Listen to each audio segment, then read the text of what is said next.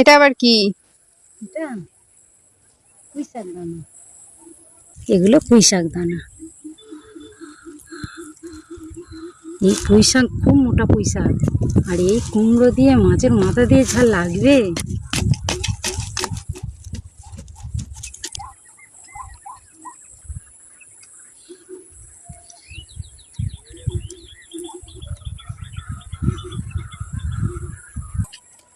এই দানাগুলো কি কিনে এনেছো? না না, আমাদের সব চাষ হয়েছিল তো। একটু এগুলো তো জানো না, সেই পুঁই শাকের দানা শুকিয়ে আর এই রেখে দিয়েছি। তো আগের বারে যেগুলো যে পুঁই হ্যাঁ শাকগুলো হ্যাঁ, চাষ হয়েছিল এগুলো তার থেকে তার বানিয়েছো থেকে বানিয়েছি। নতুন চারা বানানোর জন্য? প্রতি বছর কিনতে গেলে কত দানা কিনবো, এতটা বাগান, যত্ন করে একটু রেখে দিতে হয়। এগুলো শুকিয়ে কৌটো ভর্তি করে রেখে দিলে এটা কিন্তু আর বছরে আর হবে না, এই বছর হবে। আবার এবছরে যেটা হবে সেইটা আবার সামনের বছর দিলে হবে, নইলে হবে না।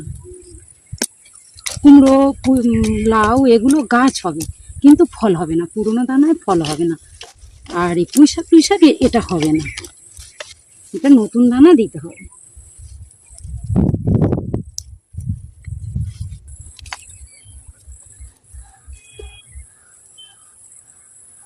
এটা খুলে যাচ্ছে,